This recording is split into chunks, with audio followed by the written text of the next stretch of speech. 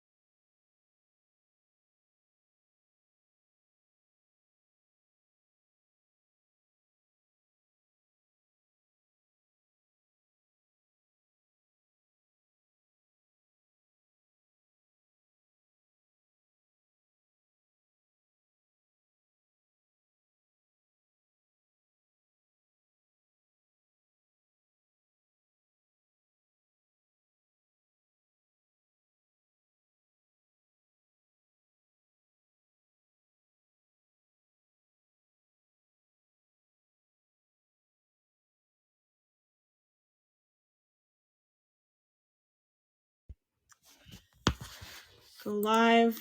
Hi, everyone. Just going to wait for folks to roll in. Hello, hello. And for those listening on Clubhouse, we are live on LinkedIn audio. I've pinned the link to the room. You're welcome to listen on Clubhouse or join us over on LinkedIn audio if you prefer. So both are live. And I see some of our regulars rolling in. Welcome, everyone. So Mike has found his way to me here on stage, and I'm really, really excited for our conversation today. So because we only have Mike for about 25 minutes, I know there'll be other folks rolling in. I'm going to get us started right away with some introductions, and then we'll go ahead and get some of you up on stage to ask questions. So for those that are keyed up to ask questions, yeah, feel free to put your hands up. I'll bring you up in just a minute, but get yourself in the queue. So welcome, everyone. This is a regular room that we usually do on Clubhouse called Sage Leadership. Sage Leadership is my brand. It's the evolution of the mental fitness training that I've done, combined with my passion for leadership. Mike, I don't know how much you know about me. My background is that I started my career as an engineer. I have oil and gas experience here in Calgary. And Jenny, who'll be asking our first question today, actually, she and I work together here in the industry, and both of us have quite a passion for a different style of leadership than what we experienced most of our careers. So that was the evolution. We talked about mental fitness, and then we started talking about leadership, and then the two of them kind of wound together, and here we are talking about Sage leadership. Awesome. So yeah, very excited. So Sage to me means leading from a place of empathy, curiosity, innovation, creativity, purpose, strong purpose, and also that ability to move with laser focused action. So getting rid of all those kind of chattery voices in our head and be connected to our inner sage self. So your book spoke to me and spoke to this group quite a bit. So let me tell you all that the way I fell into knowing about Mike's book was I listened to Brené Brown podcast a lot, and I heard Mike on Brené Brown podcast. So first of all, woohoo! I also have a guest on my stage who's been with Brené Brown, so that's very exciting for me. And I brought one of the topics, Mike, that you spoke about from your book on forgiveness, because I found that uniquely interesting to me. I brought it to my Clubhouse room, and we had a really great conversation about it. And then I bought the book, and I thought we need to talk about all of these 7 key areas that Mike talks about. And so we've been doing that over the last couple of months in the room. I've debriefed the chapter to the group, and then we've talked about the topic. And it's been really interesting because a lot of the topics are ones that we've talked about multiple times in our rooms. And you've brought us a different perspective and a different way of thinking about it, and a different interpretation in some cases of the word.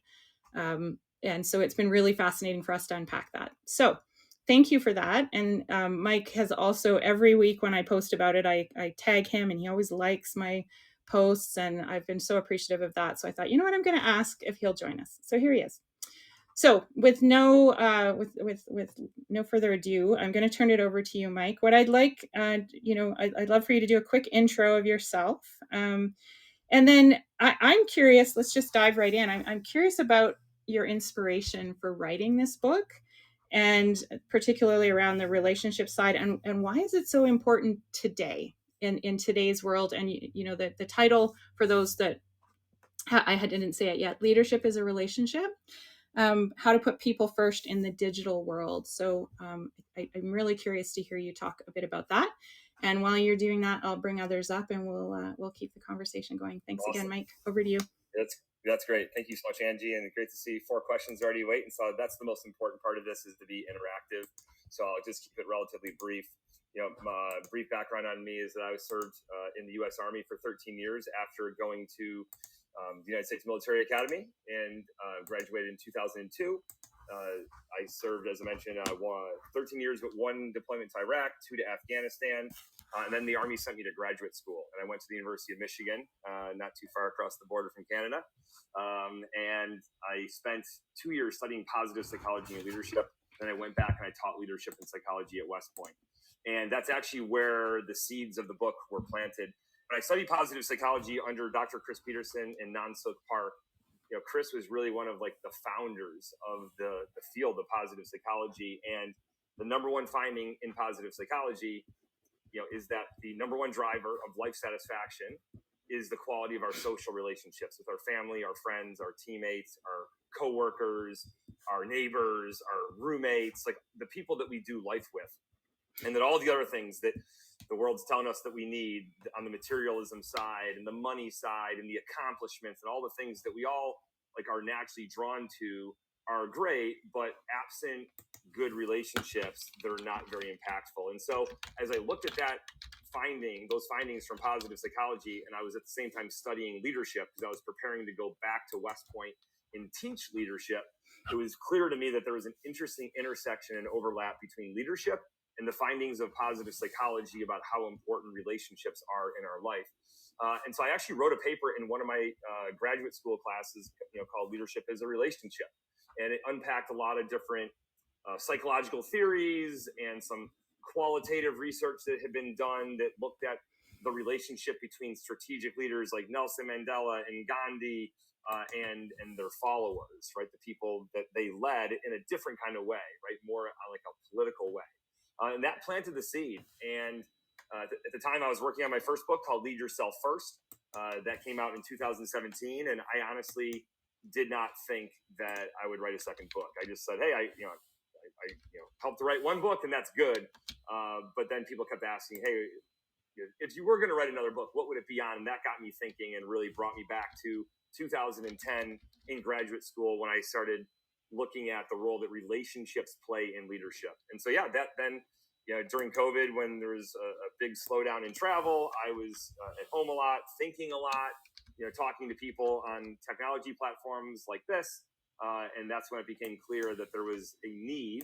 So answering your final question, that there was going to be a huge need coming out of COVID as the world got back to more of an in real life mindset that it has sort of mostly left behind for a couple of years. And so I think that not only as we're sort of a couple of years out of COVID, but now this next ridgeline of artificial intelligence, that to me is the big sense of urgency that I feel around this message. And that as artificial intelligence continues to be developed, and there's obviously amazing things that technology can do for us like this right now, like the ability to talk to and to see a loved one because we have Wi-Fi and FaceTime on our phone. Those are amazing things.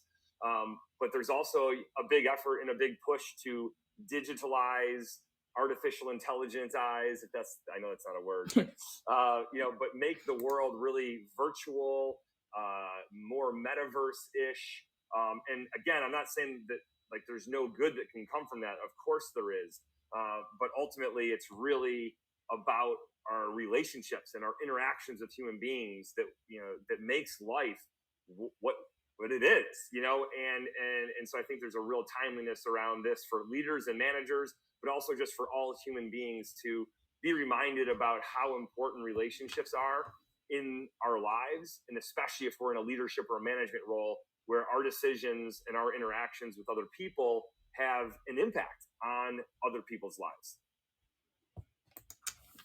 Amazing. I think, I have so many. Artificial intelligence, I think, is a really key topic that we probably need to dive into in this, with my group here in this room, because I agree there's so much possibility on the positive side, and we have to make sure we don't lose sight of all that we just talked about around our connection with people. So thank you, Mike. Great introduction. So I'm going to turn it over to Jenny down there. Jenny's up first.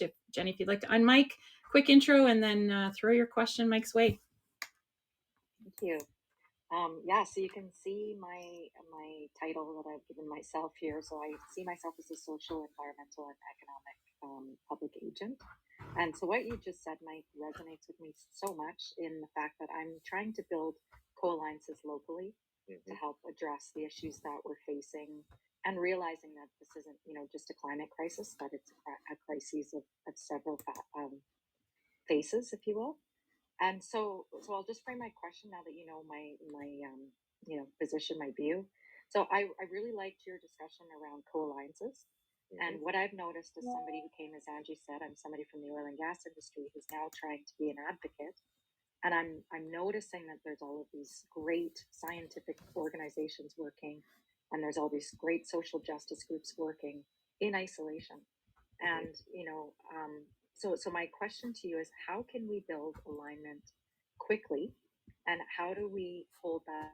Because we've always, the big question is, where's the common ground, and how do we hold that common ground? Yeah, absolutely. Yeah, great question. It's something that I've seen firsthand. Like just as an example, when I was deployed to Afghanistan, I served with the Canadians, the Brits, the Romanians, and the Dutch, and so obviously very different backgrounds, different views of the world, even different views of why we were even in Afghanistan. And so that was one of the things that I profiled in the book was, Mike Sullivan, who did such an incredible job over a period of months. Because like you just said, sometimes things do take years or take a really long time, but other times like we don't want them to take that long, or we can't afford to have them take that long. In our case there, we were deployed for 7 months at a time. And so he had to accelerate the speed of the trust that was built via, people with, again, very different backgrounds. And so, I think part of it really goes back to the idea of we can know each other's, like, even if we're on the same page on any sort of topic or issue, and we're trying to gain momentum for that. And it could be any topic under the sun, right? Regardless of, where you live or what you believe in. It can be any sort of thing. I think that we overestimate how important alignment is on agreeing on the same topic, right? And I think that we underestimate how important the personal relationships are, because ultimately, one of my favorite phrases on this is that people don't work for companies or organizations; they work for other people, right? And so I think we often are quick to assume that, well, hey, you share the same worldview as I do on this topic, right? Climate change, on you name it.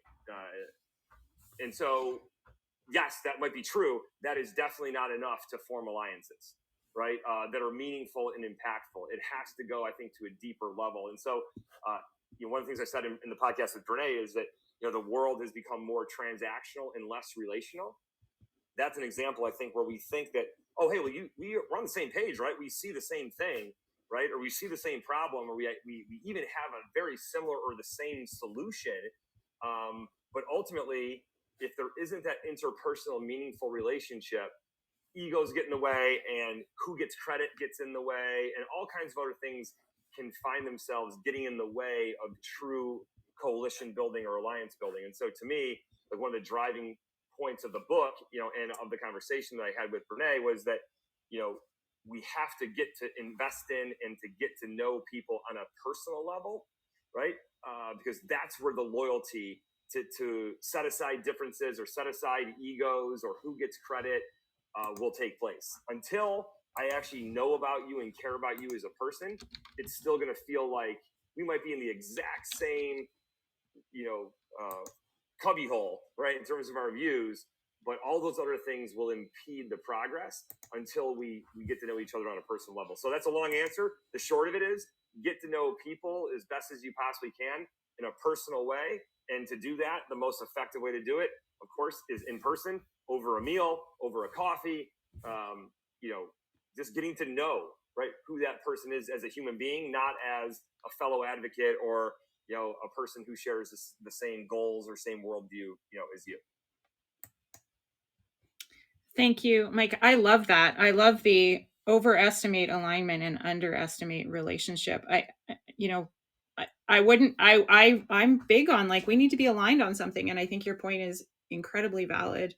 And Jenny, I can see how that probably resonated with you as well. So thank you, Mike. Great question, Jenny, and some good food for thought for us moving forward. All right, I'm going to come to Michelle next. Hi, Michelle. Would you like to introduce yourself, and what question do you have for Mike today?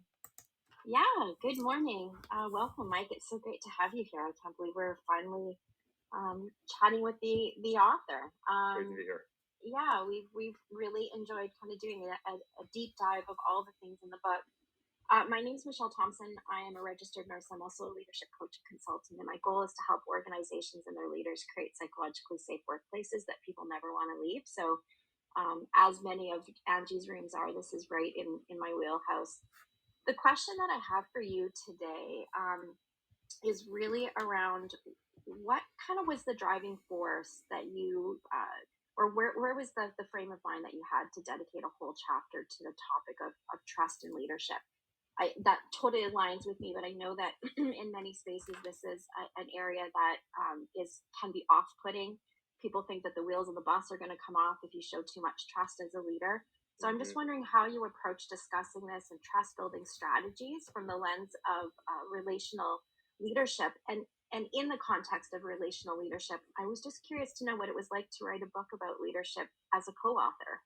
Yeah, absolutely. So I'll start with the first one is that, again, speaking to trust, like you've got to trust your co-author. So both of my books have been with someone else. If I write a third book, it'll be with somebody else. That's like, I'm a big life is a team sport person. And that's just my mentality to it. And so, yeah, you talk about trust. You have to trust that somebody is going to work well with you, be aligned on how you see this theme, and that when you disagree, that you can come together and have a, again, productive conversation that will land you in a better place. When I think about trust, first and foremost, it's probably the number one topic that I've heard over the past 4 or 5 years when doing leadership work with companies and with organizations and businesses. I think that's a word that a lot of people say, hey, like, I want to be able to trust, my boss, or trust my leader, or trust that the people beneath, that work for me are going to, accomplish and get done what I need them to get done. I talk about this a little bit in the podcast with Brene, but the idea that, again, there's transactional trust and relational trust. I get on an airline and I never have met the pilot, and I trust that he or she is going to be able to get that plane in the air and get me safely to where I'm going. And that if they, have an issue, that they're going to know what to do. So that's a transactional trust. I don't know that person. I may never see them again for the rest of my life. Relationship trust is different. It's really centered around getting to know the person, getting to know their motives. Like, I don't care if what the pilot's motives are, right? It might be money, it might be flexibility in the job, right? There's a whole lot of things that might motivate the pilot to do the job. That's different than relational trust. We often are frequently assessing, what is this person's motive? Why are they trying to do this for me? Right? You could even be saying, hey, like, well, why is Mike coming on, a session here? Like, oh, is that person trying to get business? Is that person trying, to get to know me so that you might open a door for me somewhere else. You know what I'm saying? So like, it's a very tricky in this way that like, until we get to know people, the relational trust is tough because we're constantly sniffing out each other's motives, because it's just what we do as human beings. The final thing I'd say on this is, when it comes to trust, my new favorite phrase on trust is that, is it given? Should it be given, or is it earned? And I love someone who shared this thought recently. Neither. It's loaned, right? Trust is loaned. To just give it freely, that might sound really good, but that's also potentially very naive, right? To just trust someone that you barely know with like the keys to your house, right? Or and at the same time, to sit there and say, no, you got to earn my trust. You got to prove over and over again that I'm, that you're worthy of being trusted. Well, that's not very relational. That feels like it's a competition and someone has to earn it. And so I think that the great way of thinking about trust in the world today is that it's loaned. You can give a certain amount of it out, and then see how people react to that. When you entrust them with more responsibility or whatever it might be in your life, you see how they respond to that. And to me, that's how I'm thinking about and how I'm talking about trust these days. And it seems to resonate with people a lot to say, hey, yeah, like it isn't, A or B. It's not, this or that, which is trust is earned or trust is given. It's actually somewhere in the middle. Oh, I love that. And you know what I love too is, to your point, back to when you talked about like writing the first book and thinking you wouldn't write the second, and then you just alluded to a third book. I think, and I've heard Brene and Simon Sinek and Adam Grant talk about this, how you write about something and then you continue to evolve your thinking. And I heard a little of that just now in terms of, you hear different things and it evolves how you think. And our conversations in this room, I think that is exactly what happens. We talk amongst ourselves, it evolves, we come back and we touch onto topics again. Trust is really an important topic. We do have a regular who wasn't able to join us today, who is certified in trust as a coach. And I know she had some questions around that as well. So we may need to find a way to get those questions answered. But thanks, Michelle, for that. And I just wanted to say, when you spoke about giving trust, how it can be naive, I certainly experienced that when I was younger. I just naturally trust everybody, and man, did I get burned a few times, and it's hard to come back from that. So I think looking at it as loan some, see how it goes, and move on from there. So thank you for that. Okay, who's up next? I've got Pam up next. Thank you for. Dion, you're off mic. Did you want to say something? Sorry, I thought I was next. Oh yeah, you can be, for sure. I wasn't sure if you had a question yet. So yeah, we'll go to Dion next, and then Pam. I pulled something together. Oh, amazing. Thank you. Go ahead. Good morning. I'll be quick here. Great to have you, Mike. Just to reiterate everybody else's welcome to you. My name is Dion, and I grew up in small town Alberta. I'm third generation oil field, and in that I have found a generational gap in management, which led me to explore this positive intelligence and the sage approach to leadership for this upcoming generation. My question for you, in a 30,000 foot view, how can a millennial create a culture of resilience, given that the elder leadership, if you will, has a stigma that millennials don't have the experience to lead? Yeah, great question. And I'd say, Angie, just as a quick note, I've got really until 10:29, and my next meeting's at 10:30, so I got about 8 more minutes. So amazing. I can go a little bit past 10:25. Thank you. So yeah, that's a great question. So I've been actually thinking about this a lot. There's a great book written in 1991 called Generations by Howe and Strauss, and the book's called Generations. And while it's very old, I think it's very helpful in terms of thinking through and studying and looking at different generations. These authors, there are 2 historians who actually coined the phrase millennials. And so, I didn't honestly used to put a whole lot of credence in the generational differences. And then as I've gotten older, I'm 44 years old now, so I'm right at the gap of like millennial and Gen X. So technically I'm Gen X by like a week or a couple of weeks. So I'm like, I straddle the line. So yeah, I think it's an interesting thing, because there was certainly 10, 12 years ago, I think a lot of employers were, quote unquote more frustrated with millennials in terms of resilience and their ability to like be good teammates. I think a lot of that stigma has started, at least where I sit, has started to shift. Now, not in all places and certainly not everywhere. Part of the reason for that is Gen Z is coming into the workforce, and Gen Z is now, the new, the new child, the new person at the party. And they, like any young group, 22, 24, 25 years old, their brains are still developing. And of course, there's no point in history where anyone looked at the 22 to 25-year-old group and it's like, oh, wow, like, geez, they got it all figured out. And so I think that the new generation coming up is now, by comparison, millennials, seem to be a lot hardier and more resilient than the younger group coming in. Because I think that in some cases, resilience just takes time. You have to get reps and experiences under your belt in leadership and in life, to get better at being able to learn from and adapt to and persevere through adversity.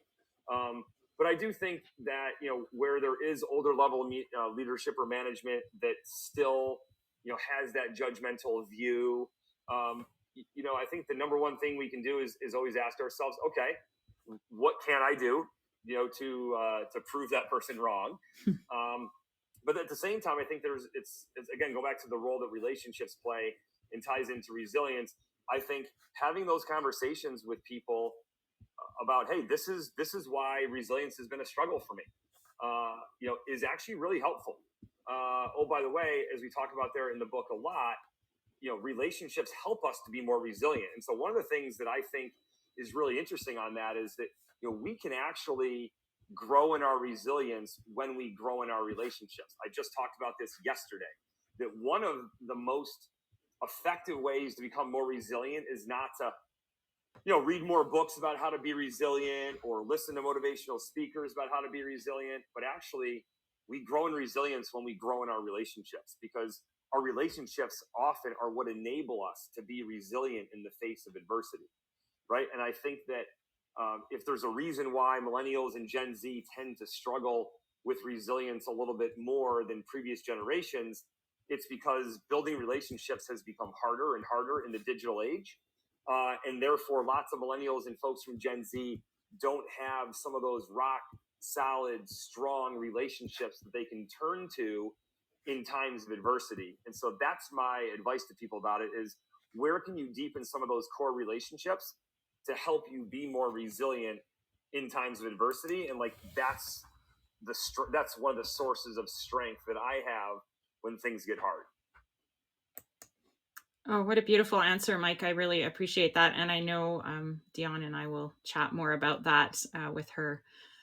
She's working on this millennial manager approach, and I love it. And I think that a lot of what you just said resonates very much. All right, so 4 minutes, and then we'll let Mike go. So Mike, just before I have Pam come on, I just want to check on, okay, good. You're answering the questions. I was going to ask if you were willing to answer some questions after the point. That would be great. Okay, Pam, I'm going to come to you. Quick intro, and you get to ask the last question today. So go ahead. Well, thank you, Angie, and it's a pleasure meeting you, Mike. Thank you for committing your time and sharing your expertise with us today. I'm Pam Knox. I am a executive communication coach who's passionate about building a better world through better communication. I work with leaders at every level and lean into the sage communicator aspect of leadership. And my question for you is I had a question about millennials as well, but I'll skip that because I recognize we just spent some time on millennials. So I want to ask about, in terms of the relationship aspect, when you're working with organizations, the cross-functional team aspect, I meet with a lot of executives, leaders at every level, that once they get into the cross-functional team, where you talked about work being transactional, I think of that as terms of the siloed aspects of, I'm responsible for this vertical in the organization, but then when there's cross-functional, what do leaders need to unlearn in the digital world when they're working with cross-functional teams? Yeah, this is a real tricky one. Having done some leadership work with matrix organizations where there's everything is cross-functional. Well, first of all, I think in the world today, for sure, due to the ability to communicate so much more consistently, and at all hours of the day and in all kinds of different formats, as you know better than I do, that can be a great thing or that can be problematic. But it has for sure made functionings within businesses or units more cross-functional, because a long time ago you couldn't really have communications with different departments as easily, right? Or different leaders in different parts of the company or the business as easily. So I think that is just part of the struggle and the reality, to often getting things done. Lots of bigger organizations that I work with, they often lament how frustrated they are because they can't get more done because everything is so cross-functional that you need to be able to get alignment from people. To me, this is where it's a real tension between again, is leadership, is it about being decisive or is it about collaboration and about consensus building? And you have to know, I think, when you're in a leadership role, when you are needed to be decisive and to say, hey, I've got the input from other people. I appreciate that. Here's the decision. We're not going to spend another week collaborating or discussing because the decision is needed now, right? Versus when you have the time to build those relationships, to have those one-on-one conversations, the conversations with the group, and you can invest 8 hours on a big decision to go back and forth and make everyone's voice heard, and I just think that part of leadership at times is being decisive, and that we can't dedicate the amount of time to cross-functional communication and collaboration that we want, and that inevitably is going to cause some friction. But I think that that friction is less than the friction of going another 2 weeks without a decision, because when we as leaders are responsible for making decisions, and we don't make them for weeks and weeks in a row, that frustrates everybody. And so sometimes an imperfect decision is better. And I would say often an imperfect decision is better than made now or today than a more perfect decision 2 weeks down the road. And again, there's no answer key here for how to do that, as you know, but this is why conversation and discussion is so important. Oh, thank you, Mike. And I see it's 30 after now, so you'll have to pop. Thank you so much. Yes, and we'll be in touch. I wish I had a gift to give you, but I'll receive our gratitude. And to leave the room, you should have a leave button. I'm going to keep the conversation going here. There it is. Yeah. All right. Take good care. Thank you, everybody. Thank you so much, Mike. Bye. Thank you. Bye. Oh, goodness. I'm so excited, you guys. That was amazing. I do wish we could have kept him longer, but I will take what I can get. So let's take 30 minutes and debrief. And what did you hear? What are you taking away? What do you have? What do you want to talk about? Pam, go ahead. Yeah, I just wanted to pick up on what he was saying, because it's he nailed exactly my intention for that question. Because even just yesterday, I was coaching one of my executive clients, and they were admittedly they self-admitted, they just had this drive for consensus, and in the steadfast drive for consensus, it was just belaboring everything and also bringing down into a bullish almost communication style. So we were leaning in on that work, the work we were doing on this decisiveness, right?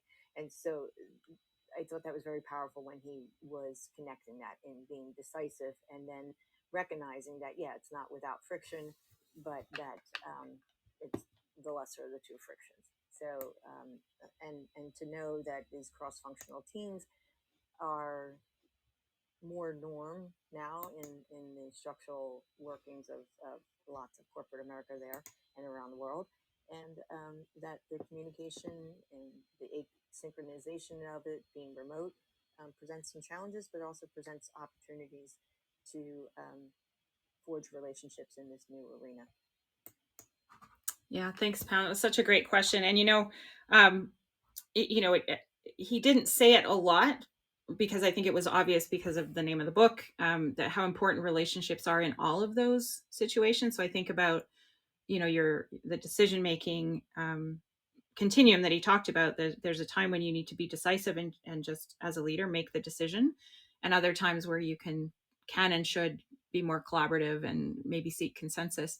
And I think when you have a basis of a relationship with all the folks that are part of that decision, it does make that easier to be decisive when you need to be. And it's interesting because I actually have a little pamphlet that I created years ago when I worked for one of the companies I work for, around decision making. And the first step is always, what's the decision that you're actually making? But then the second step is how are you going to make this decision, right? It's important to be clear up front. Okay, I'm going to make this quickly. I'm going to talk to a few of you. I'm going to sift through this, and then we're going to make the decision, or we're going to take more time. So I think all of that, your point around communication, and also his point always around that, how important relationship is. So thanks, Pam. All righty. Who else would like to weigh in on what you heard today? I know those that asked questions didn't really have a chance to reflect back. Jenny, yeah, go ahead. Sorry, a little crazy with my mic. That's all good. Yeah, I just want to echo what was just offering. The piece that I really appreciated was this making a good enough decision, because, I'll use myself as an example. So I'm also hosting a room now, started in January. And just this past week, I've had people say to me, I'm really not clear on what you're trying to accomplish, and I'm really fuzzy on the goal and who your audience is. And my response was, yeah, tell me about it. The bottom line is, we interviewed somebody last week, and the words that were left with me is, anybody who tells you they have the answers to all of your problems are people that are not really understanding the problems that we're facing. So we have so much uncertainty right now, and we need to be able to put something out there for people to at least respond to, and at least be able to gauge, is this the right direction? Is this the right decision for us? And the other piece I'm really excited about with what he offered today is around this, really, like you said, Angie, it's sort of the theme of the whole book, which, it's easy to step over, but how relationship building can solve so many problems. I'm going to go back to Dion's amazing question, which is, we have this society that has perpetuated this individual growth and this individual lifestyle, which has been at a cost to quality relationships. And so,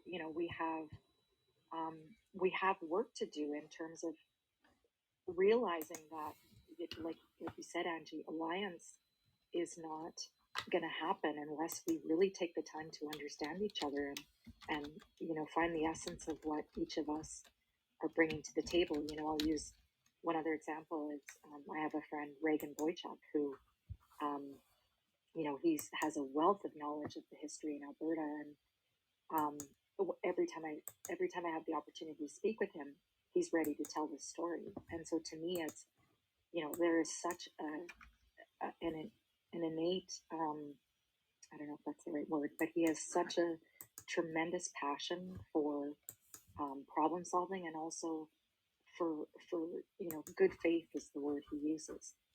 And so I just look at the importance of letting somebody share their story, and building that relationship of trust is just so key for us to be able to move forward. If somebody is repeating something, if a theme is coming up and up again, there's something there to dive in on and really unpack before we can move forward. And I did hear the opportunity of being able to build relationships quickly and build that trust quickly, which is, as he said, we don't necessarily have the luxury of dictating timelines here. So I think it's just understanding that the importance of focusing on relationships overall is really going to help drive my strategy. So thank you so much, Angie. This has been awesome. Yeah, thanks, Jenny. I'm so happy with all you. I'm not surprised in the least that you all had such amazing questions that brought out some really good conversation. I want to come to Joey, because I do apologize that we didn't get a chance to get to you. But I'm curious what you heard, what you're reflecting on, what sort of, if your question was somewhat answered, I'd love to hear your voice today. Go ahead. Yeah, thanks, Angie. I appreciate it. First of all, kudos to you for bringing him on stage. Good for you. I don't know what it took to get that done, but pat yourself on the shoulder. Thanks. Yeah, I'm. It's kind of a dream thing for me. I'm like, wow, how did this happen? But I'm just taking it. I somehow manifested it. Amazing guy. I'm really happy. Well, thanks. good for you. Yeah, it was great. It was great to hear him. Great to hear his background and where he's coming from, and the fact that he served in the military certainly adds credence to his love of leadership and what it can do and cannot do. I just enjoy listening to the conversation. When he talked about trust, based on Michelle's question conversation. For me, trust is such a critical thing. I'm a retired salesperson, and I just know that but going through my career, and I look at all my clients, trust was so critical. It didn't matter what I offered. If they didn't trust me, I could have given them stuff for free. They wouldn't have taken it. So I think you hit the nail on the head. Loaning trust, I think, is such a critical concept. And I write about this in my book. And again, it's not mine, but I know some have heard this, but others have not. And the story goes that Trust was at a party, and it was a going away party because he was leaving, and he's going to go away for a couple months. And a couple of people were upset. They go, "What's the problem?" He said, "Well, how will we know if you get lost? How will we find you?" So he said, "It's simple." So Fire, who was going with Trust, said, "Just look for smoke, because where there's smoke, that's where I'll be." And they said, "Okay, that's good for Fire. What about Water?" Because Water was going with him as well. And Water said, "Just look for the green trees and the lush grass, because I'll be underneath, and that's where you'll find me." And then they turned to Trust, and they said, "How will we find you if you get lost?" He said, "If you lose me, I'm gone. You'll never find me."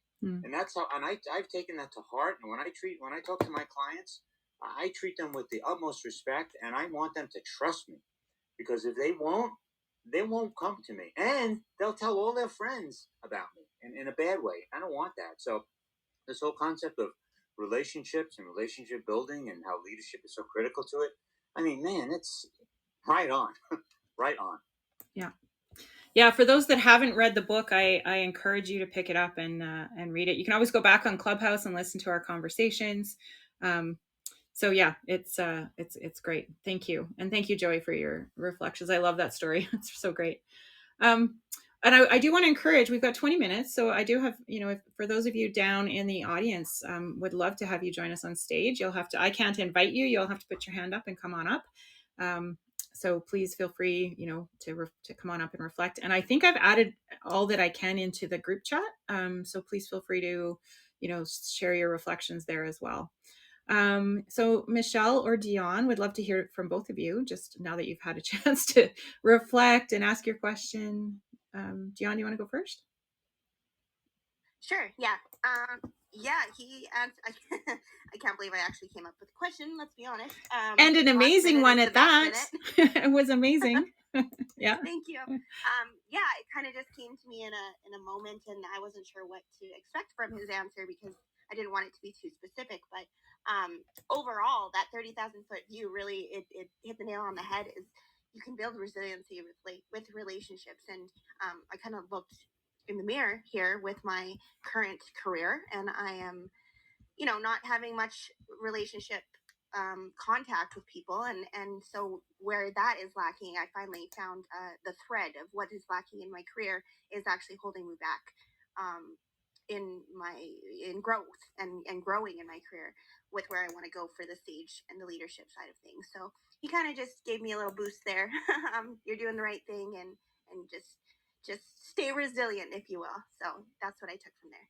Thanks. And thank you so much, Angie, for putting this all together. I can't believe how everything's coming towards you this year so far. I know. It's so exciting. So you're sitting pretty so far. So congratulations. Thank you. Yeah, no, I'm pretty excited too.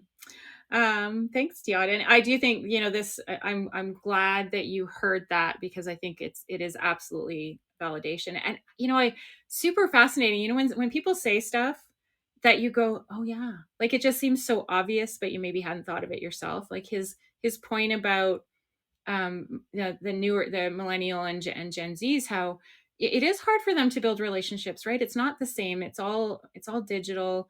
I think they think they're building relationships and it's just not the same. And that can really lead to the resilience. And then on top of that, the reminder that, when I was in my 20s and, knew we had that same, you just don't have the experience and the reps, like he said, behind you. So yeah, some really great takeaways I'm looking for. I'm so glad I'm recording this on Clubhouse because we can go back to it and listen to it for the nuggets as well.